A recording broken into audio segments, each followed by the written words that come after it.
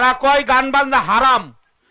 যে গান ওলি আল্লাহরা শুনেছে, যে গান নবীজি শুনেছে, যে গান পীর মুর্শিদের দরবারে হয়, এটা ফরজ, এটা সুন্নাত। এই যে অনেকে বলে যে গান গাওয়া হারাম, আপনি আমার দেখান কোথায় কোরআন হাদিস খুলে দেখান কোথায় লেখা আছে গান গাওয়া হারাম? কোথাও দেখাইতে পারবেন না।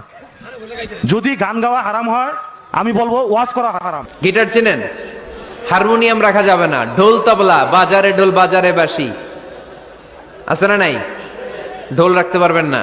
বংশী বাজায় কে রে সখী, বংশী বাজায় কে? বংশী রাখা যাবে না। বংশী মানে বাঁশি। এই বাঁশি, ঢোল, তবলা, হারমোনিয়াম, গিটার এগুলো যদি ঘরে থাকে রহমতের ফেরেশতা ঢুকে না। আল্লাহ হাবিব সাল্লাল্লাহু আলাইহি ওয়াসাল্লাম বলেছেন বুইস্তু লিউকাসসিরাল মাযামির, ঢোল বাদ্য হারমোনিয়াম তবলা এগুলোকে ভেঙে মাটির সাথে চুরিয়ে দেওয়ার জন্য আমি বিশ্বনবী আগমন করেছি। চিল্লায় বলেন ঠিক কিনা? এজন্য আল্লাহর হাবিব বললেন ইন্নাল মালাইকাতা লা তাদখুলু বাইতান ফীহি তামাসিল ওয়া সূরাহ। মুসনাদে আহমদ ইবনে হাম্বলের হাদিস। আল্লাহর রহমতের ফেরেশতারা ওই সমস্ত ঘরে কশিন কালেও প্রবেশ করে না যেই ঘরে ছবি টাঙানো আছে আর আছে মূর্তি। কথা বুঝতে পেরেছেন? তাহলে এগুলো রাখা যাবে না। হিন্দি সিরিয়াল দেখা যাবে না, ঠিক কি না?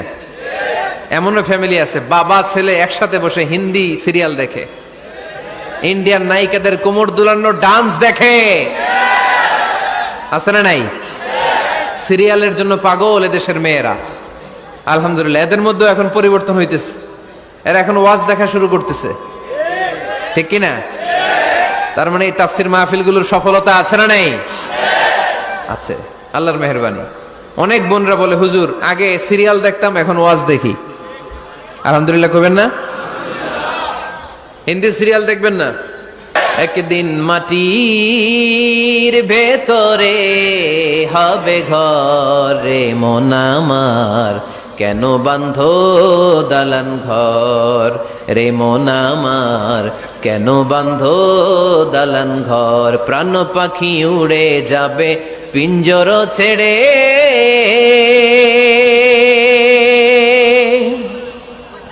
ধরা ধামে সবই রবে তুমি যাবে চলে। বন্ধু বান্ধব যত মাতা পিতা দ্বারা সুত, বন্ধু বান্ধব যত মাতা পিতা দ্বারা সুত, সবই হবে তোমার পরে মন আমার, কেন বাঁধো দালান ঘর। একদিন মাটির ভেতরে হবে ঘরে মন আমার, কেন বাঁধো দালান ঘর। ঠিক কিনা? পুরাতন ছবির অ্যালবামগুলো খুললে মৃত্যুর কথা স্মরণ হয়। আহা, দাদা পাশে বসা ছিল, আজকে দাদা নাই।